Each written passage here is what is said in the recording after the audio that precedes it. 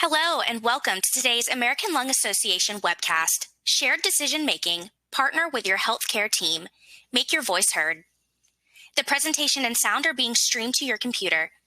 Please check the speaker volume on your computer and adjust as needed. If you have any additional technical problems, please type them into the Q&A box. This webcast will be recorded and will be available 24 hours after its conclusion. We encourage you to ask questions of your speakers via the Q&A box during the webcast. Now, I will turn the presentation over to Cindy Kozlowski with the American Lung Association.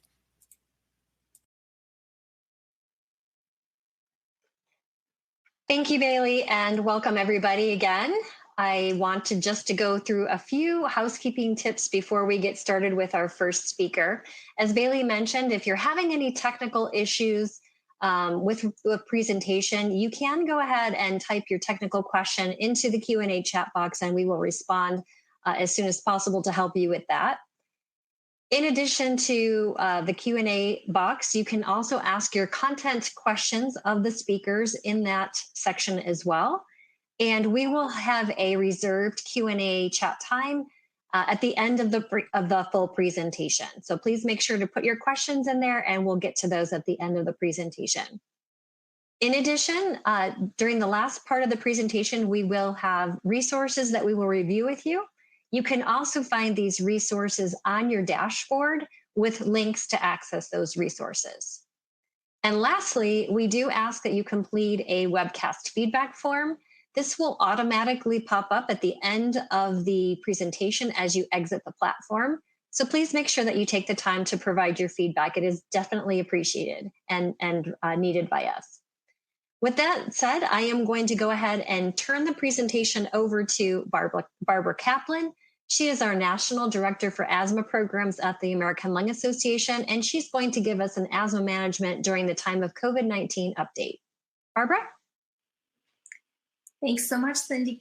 I'm really pleased to be here with you today to share with you some of the work that the American Lung Association is doing to help people living with asthma better manage their disease during the COVID-19 pandemic. Having a chronic lung disease like asthma means that you're more likely to get severely ill and have complications from COVID-19. This makes it more important than ever for you to follow all the guidelines to minimize your risk of infection with a continued emphasis on staying home and physically distanced from others. Some of the steps that we are taking to help are to provide lung health education and masks to those in need, protect public health by advocating for COVID and flu vaccines in underserved communities of color, and to prevent future outbreaks by investing in respiratory virus research. The American Lung Association is investing $25 million to end COVID-19 and defend against future respiratory virus pandemics. The COVID-19 Action Initiative is investing in research, education, advocacy, engagement through coalitions to address their ever-evolving situation and to prepare to address for any future pandemics. And a few examples of how we're doing this is by expanding medical research, by leveraging our existing research network and funding respiratory virus research. We're raising awareness of life-saving COVID and flu vaccinations. We're allocating funds to provide free lung health education and masks to those in need. And our advocacy efforts will focus on addressing racial health disparities and ensuring that all Americans have access to quality and affordable health care.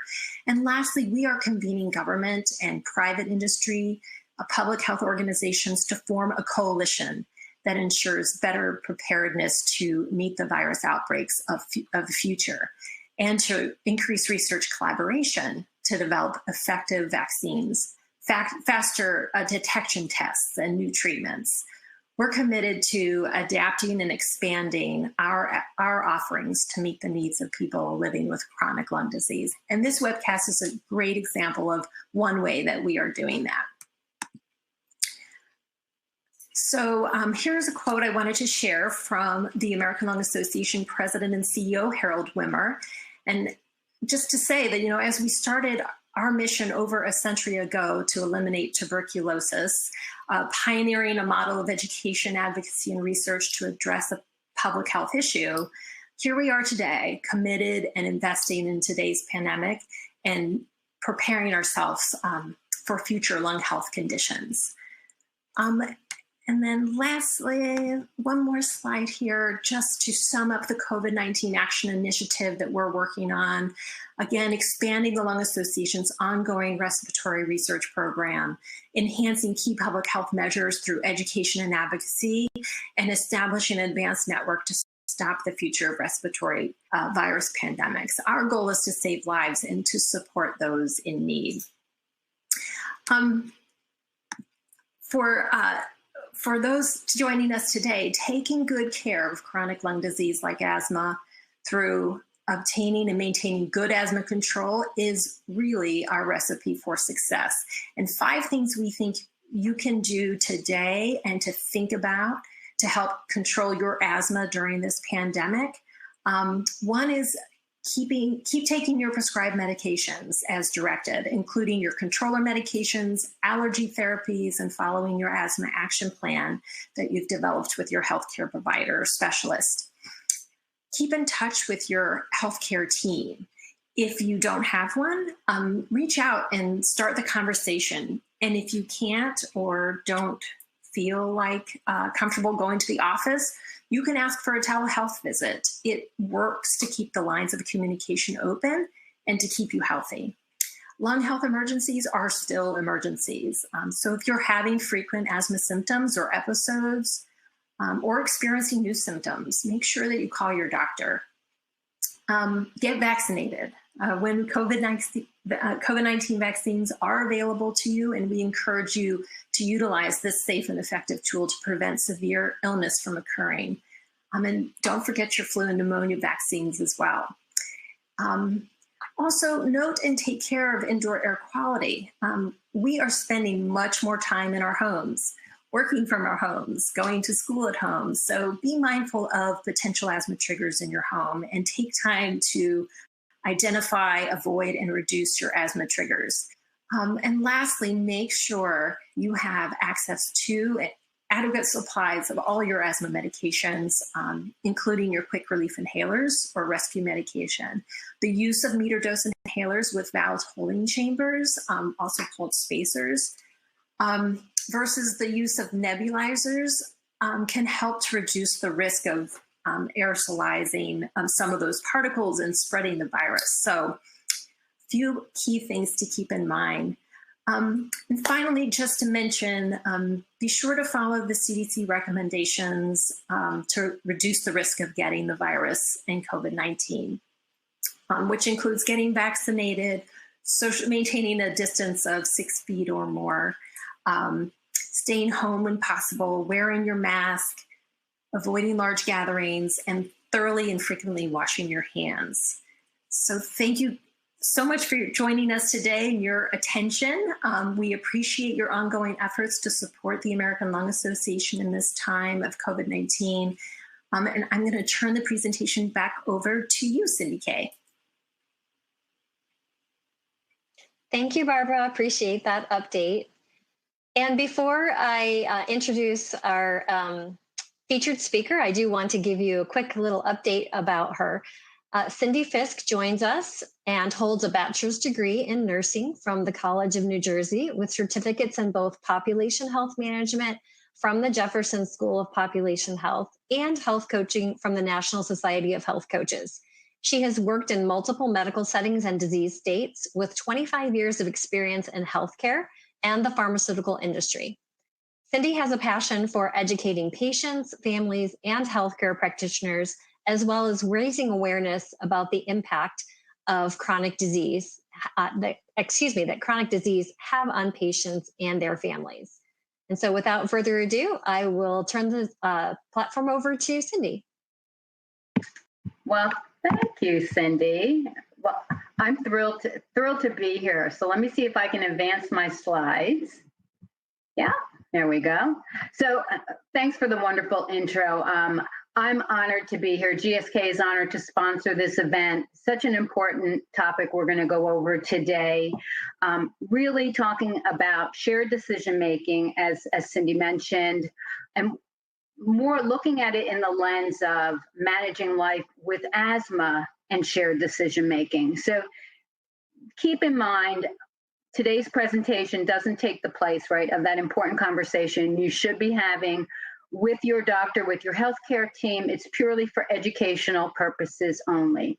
So with that, let's get started. So let's start with the basics, right? When you're living with a chronic condition like asthma, you face a lot of decisions. You and your healthcare team need to have ongoing discussions and decisions about medications, about treatment plans, therapies, and so much more. That's why we're here today, to help you make the best decision for your health in partnership with your doctor and with your healthcare team.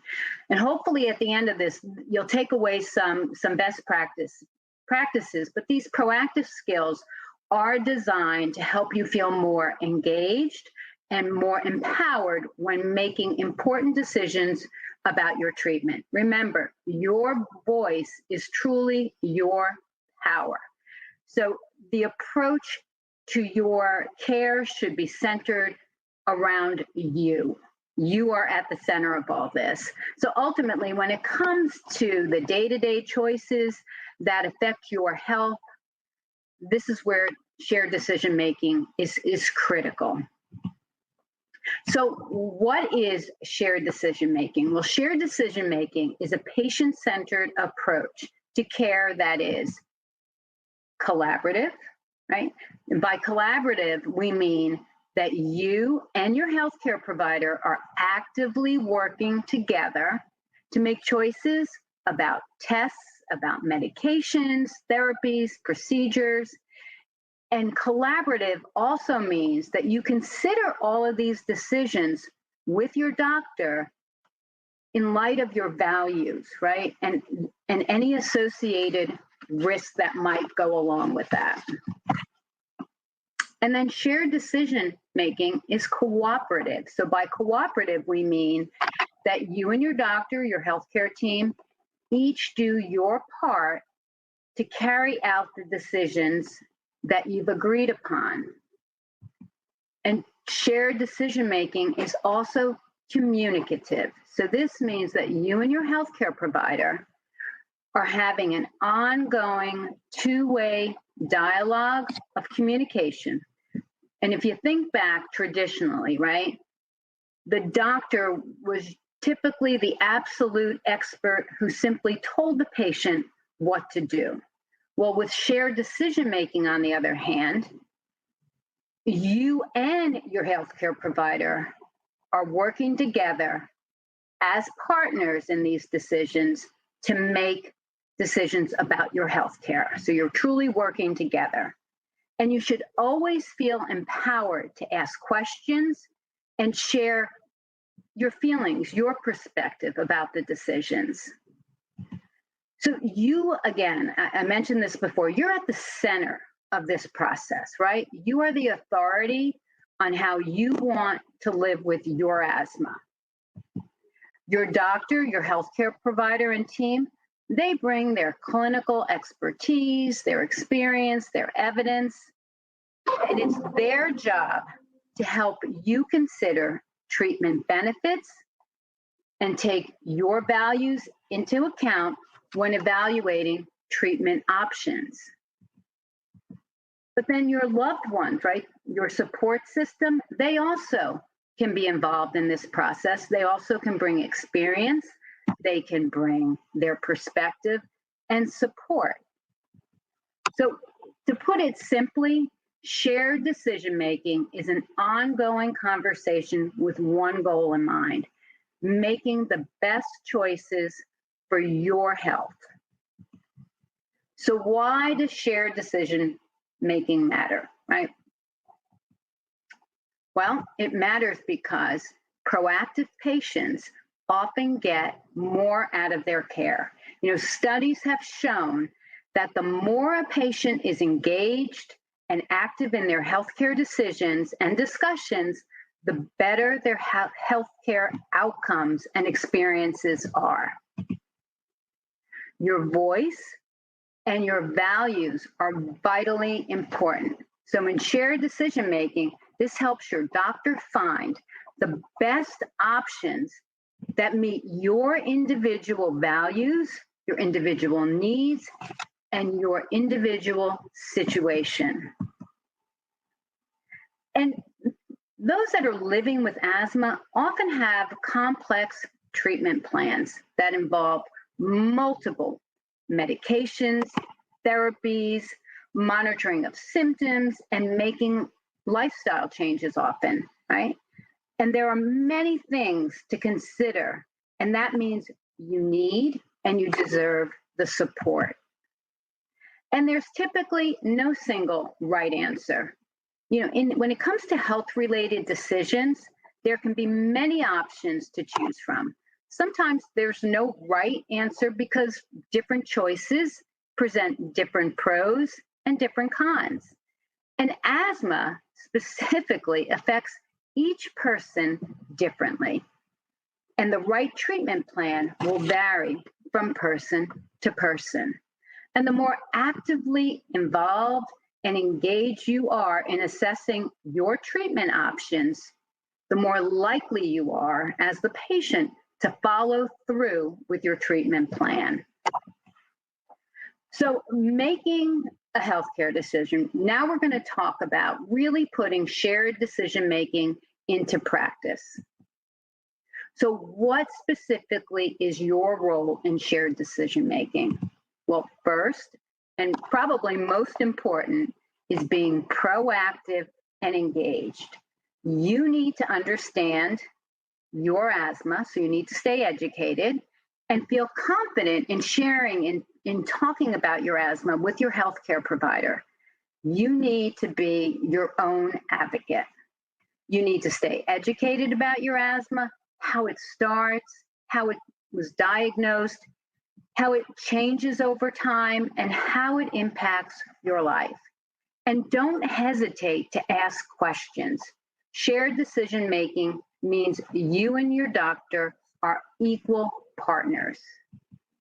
And then secondly, it's important to know your values, your preferences, and your goals. Think about your unique situation and understand how your personal values influence your health choices. For example, what are your main goals for treatment?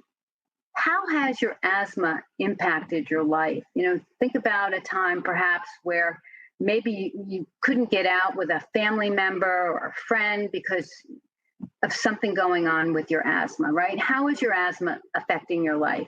And what matters most to you? And then it's important that you own your health story. So what do we mean by owning our health story? This truly involves knowing your health history and telling your ongoing health story to your healthcare team, to your doctor. This includes your diagnosis, any lab tests, any procedures, symptoms, and so on. And your ongoing health story includes perhaps a health journal or some system that you've put in place, a method for keeping track of your symptoms, perhaps your triggers, side effects to any medications, and anything else you're monitoring with your asthma. And then preparation. It's so important that we prepare for our health appointments. When you have a medical appointment, be sure to prep ahead of time. Write down your questions ahead of time. And then when you're at the appointment, make sure that you're sharing any concerns you have and that you're listening actively, you're asking questions, and you're seeking clarification. So make sure that you understand what your healthcare provider is sharing with you. And if you don't, ask them to take just to stop and go back. You can always repeat what they've said to make sure that you're understanding clearly. And if you don't understand what they're asking of you, ask questions, seek clarification. And then if you're journaling, please bring your health journal with you or whatever symptom you have in place for symptom tracking. So when it's time to finally make that health decision, right? Think carefully about the decision itself. Why are you considering the options? How will this affect your life? How soon do you have to make the decision? And get the information that you need. Do you know enough about the options you're considering? It's always a good idea to ask your doctor for information and any resources that they have. It's also important to ask again specific questions about any risks, any side effects, and potential benefits. You need to know how a treatment might affect you and what success with that treatment would look like, right? How do I know this treatment is working for me? Also, it's so important to have realistic expectations. It's key, right? When trying any new medication or therapy. Third, it's important to partner with your doctor in making this decision. Remember, this is not a one-way relationship. Remember, we talked about that two-way dialogue?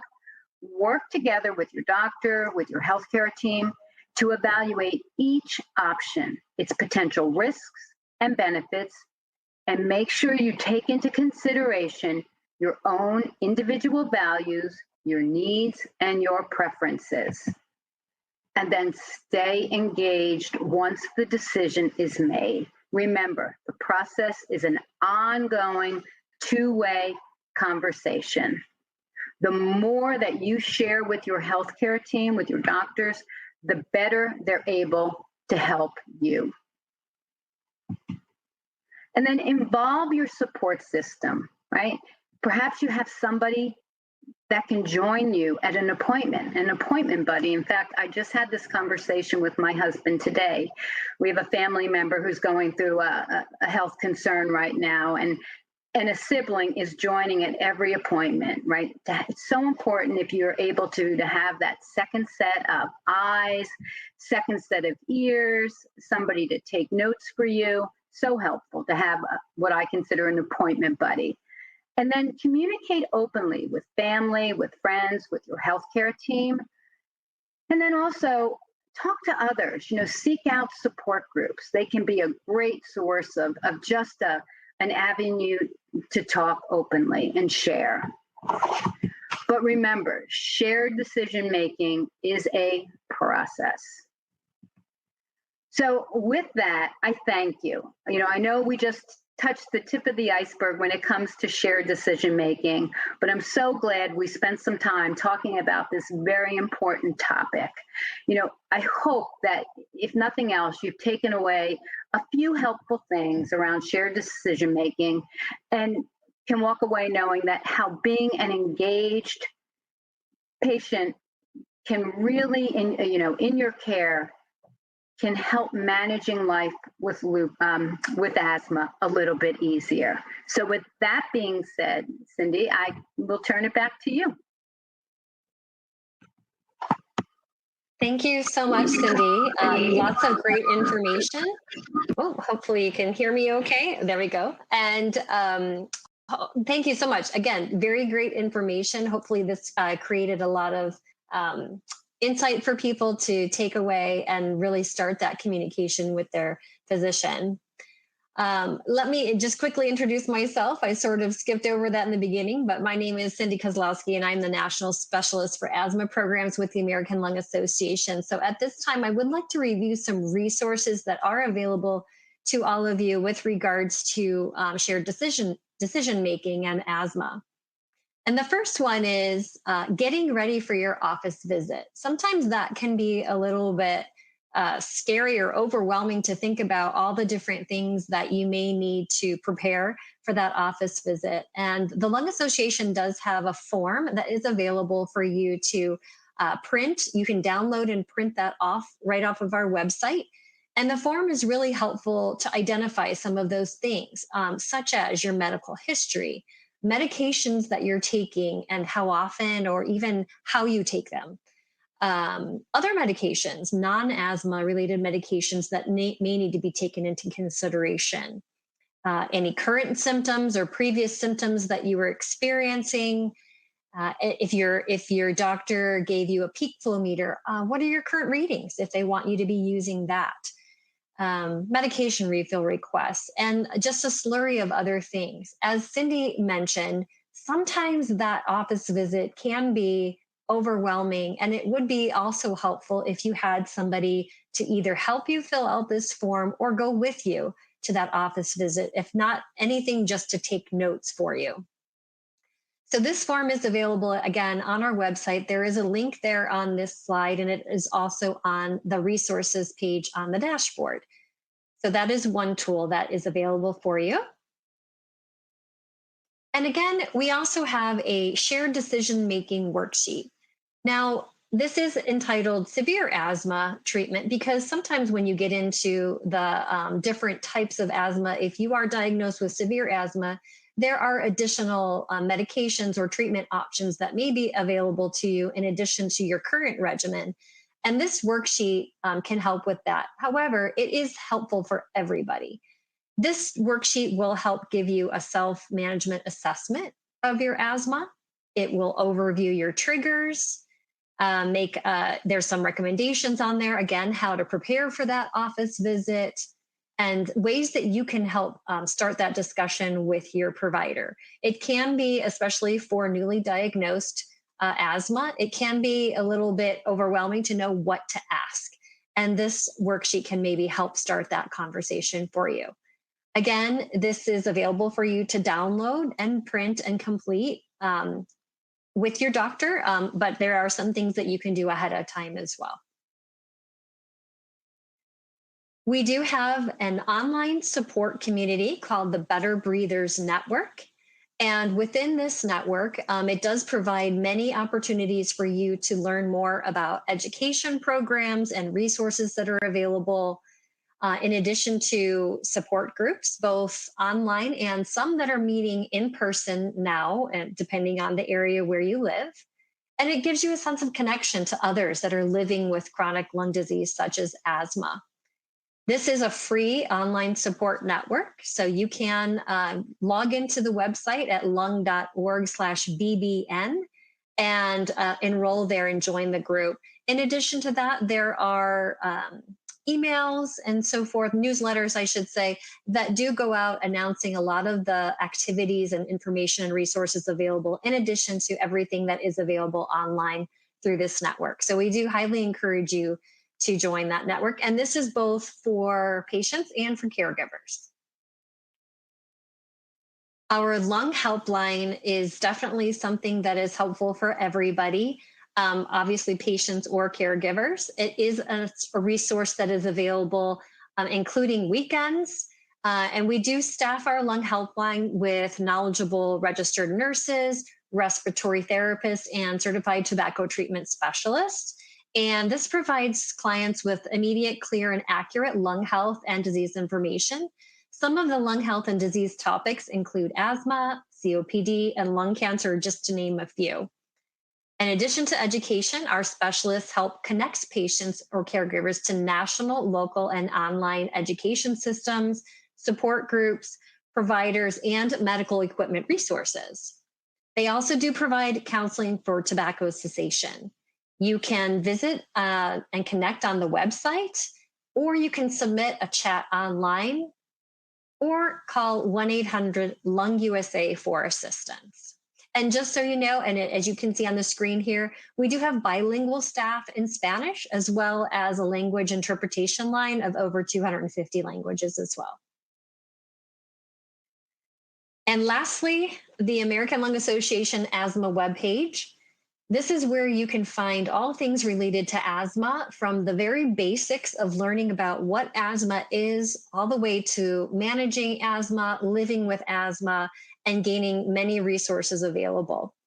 On this website page, there is a link for our patient resources and videos, where you can, again, download some of the resources that I've outlined here, in addition to many other tools. as well as watch patient educational videos to learn more about managing your asthma, taking your medications, using your medication devices, and so forth. So I encourage you to visit lung.org/asthma to learn more about asthma. And again, all of these resources are listed on your attendee dashboard with the links there as well. And with that said, the last thing I wanted to remind you of is, first of all, thank you for being here and for participating in the webcast today. We do appreciate your time. As I mentioned in the very beginning, when you exit this webcast, the feedback form will automatically pop up for you. We do encourage you to take that feedback and complete the feedback form so that we can provide a better educational webcast and so forth for you. And with that said, I am now going to open it up to any questions that we have in the Q&A chat box. So let me go ahead to that. We have a question here. Is the Better Breathers group offered in other languages other than English? And that is a very good question. And it's a little bit of a somewhat difficult question to answer because we have so many different groups. And let me clarify the difference between the Better Breathers group and a Better Breathers network. So the network is an online support community where you can gain information online to find out about potential groups or resources in your local communities.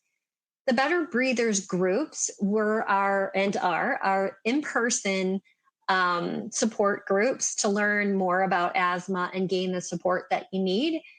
And without knowing exactly which group across the country offers other than English, it would depend on the area and the facilitator leading that group. If you have a specific need in your area, I would encourage you to reach out to your local lung association office if you have one in your area, or you can call the lung helpline and they'll be able to guide you as to what's available in your area and if there is any other languages other than English. Majority of our facilitators and group leaders would speak English as the primary language, but that doesn't mean that they don't offer other languages if they're capable or eligible to do that. So again, I would guide you to the lung helpline to ask that question. So thank you for that question. And we do still have time for more questions. So if you have any that you would like to ask at this time, please go ahead and pop that into the Q&A chat box. Let me see if there's any more that are coming in.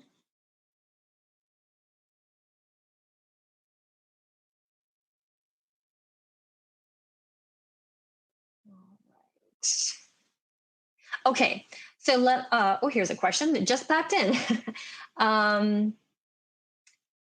The question is SDM becoming prevalent in primary care, shared decision making? Most of my patients accept the provider's perspective because of apprehension to question physicians. Cindy, did you want to tackle that question? Yeah, I would say that's up to the patient. I don't know if it's up to the individual patient, right? I would push for it. Be an advocate for yourself. If you're not getting the answers you need, be honest and open in your communication with your doctor and with your healthcare team. I think it always comes back to, your body best, your asthma, right? What's important to you, express your values, when you're taking into consideration any sort of new treatment, new therapy, anything, any procedures, lab tests, have that open and honest dialogue. So I can't say that it's being widely embraced by everyone. I think it really comes down to the individual patient being an advocate for themselves. Thank you so much.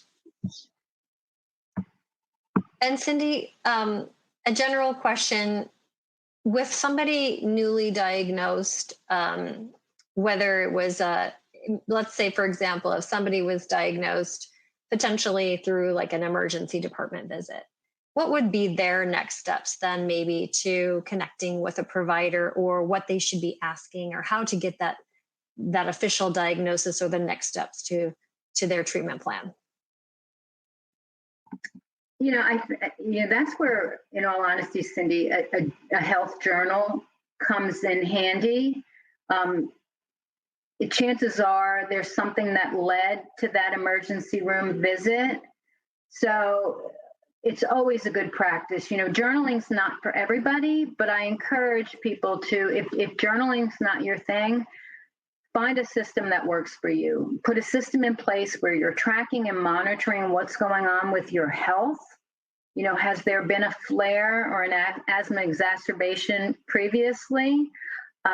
So that way, when you do secure that next step in the treatment, once you leave the emergency room, that you have some documentation of what's been going on, that health history that I mentioned.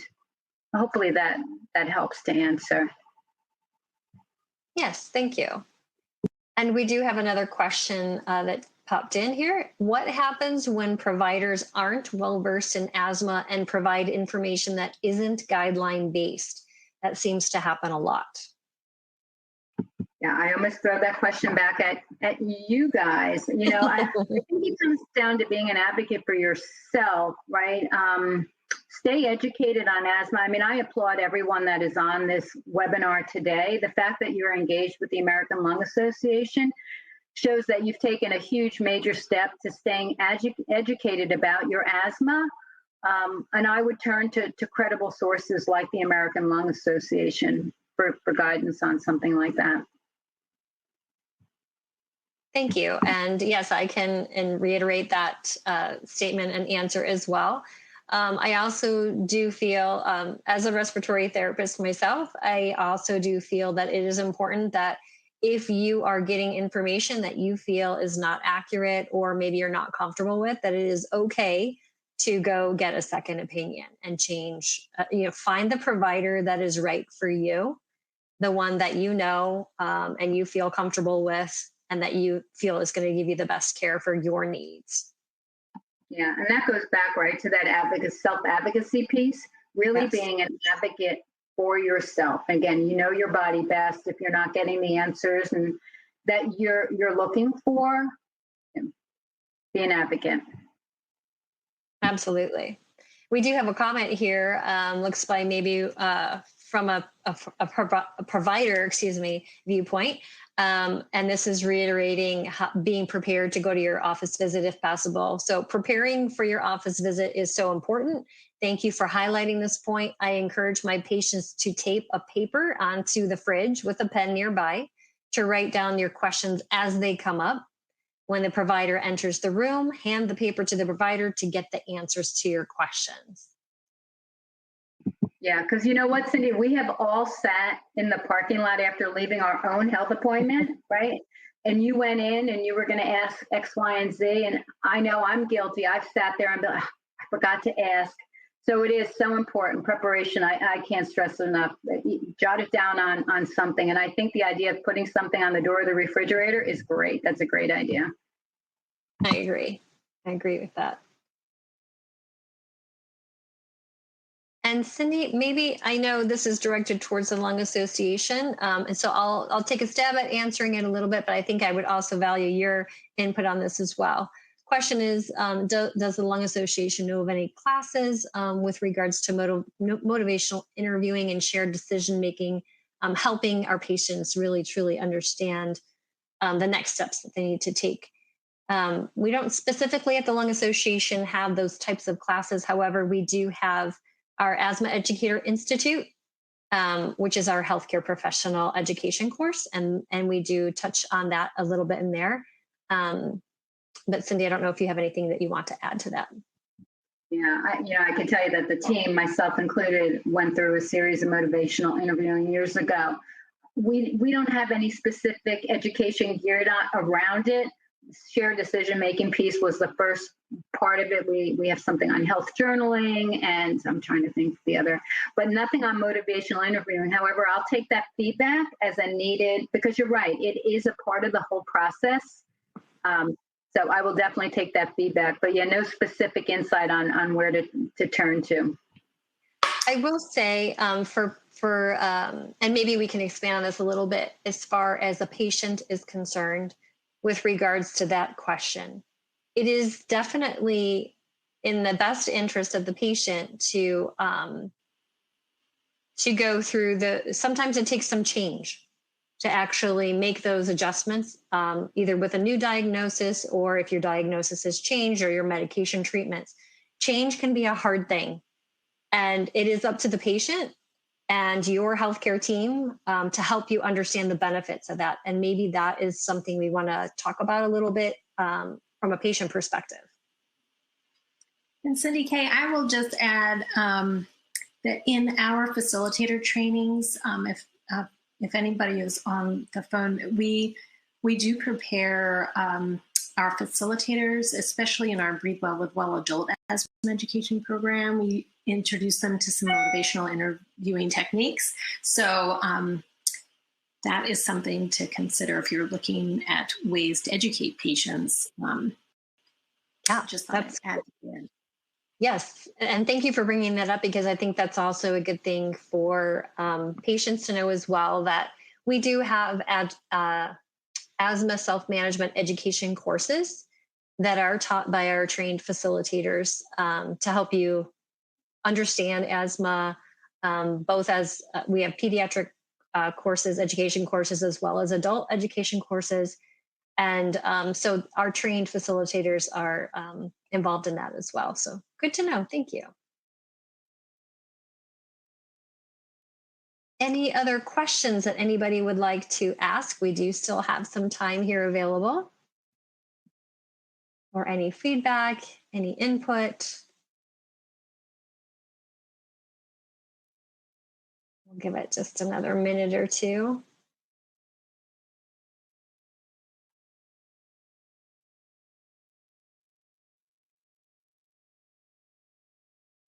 I don't see anything popping in the chat at the moment. Does Cindy or Barbara, do you have any other things that you'd like to share?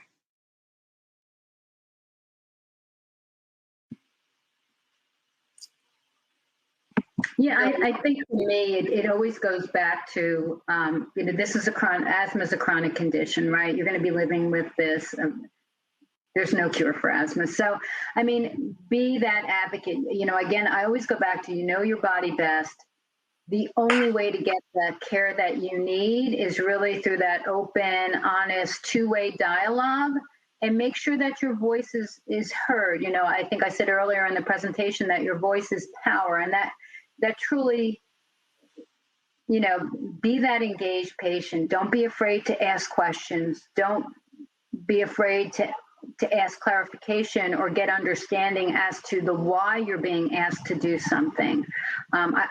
I really feel and know was shown through the slides, but it's if you're going to stick to a treatment plan, you really need to understand the why behind it, and that it aligns with your values and what you're looking for out of your treatment, out of your therapy. So don't be afraid to voice and really to be that advocate for yourself. So very true. And we do have a question that popped in here with regards to when will our in-person meetings start again?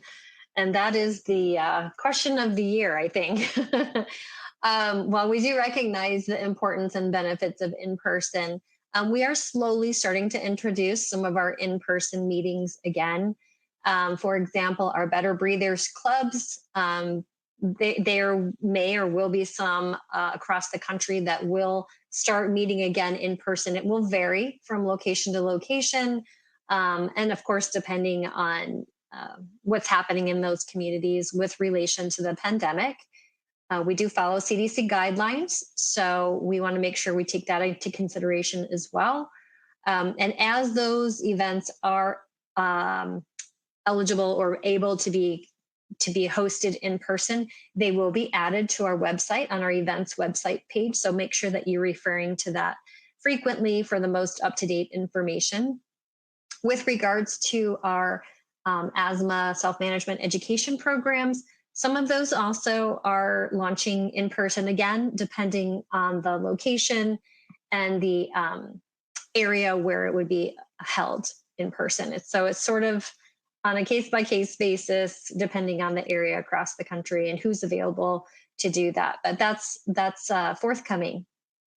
So we're looking forward to that. In the meantime, we still do offer all of our programs virtually at this time, including our Better Breathers Network, which is an online support group.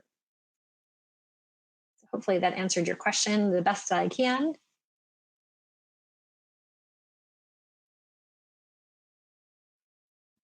All right, and I think that pretty much wraps it up for today. We don't have any more questions in the Q&A chat box. Of course, if you do feel like you need further questions answered, please let us know. Call the Lung Helpline. We'll be glad to answer your questions there. Again, I want to thank all of our speakers today, Barbara Kaplan and Cindy Fisk, for your time and your expertise. We sure do appreciate that.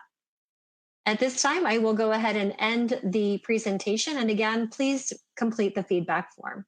Have a wonderful day.